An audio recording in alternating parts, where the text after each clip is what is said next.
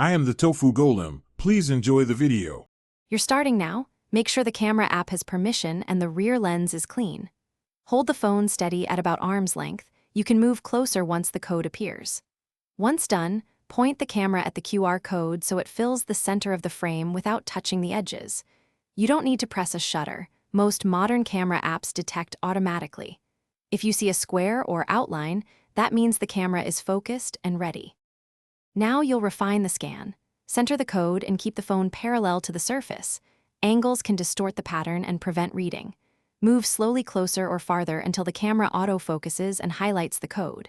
If autofocus fails, tap the screen on the code to force focus. Make sure there's adequate light.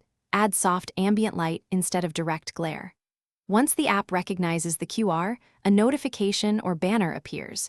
You'll finish by tapping the camera's pop-up to follow the link, add a contact, or perform the embedded action. You decide what to allow. If it opens a web page, review the URL before interacting and use the back button to return to the camera. To save info, use the share or save options the page provides. If nothing happens, check camera app settings for QR scanning, toggle permissions, or restart the phone.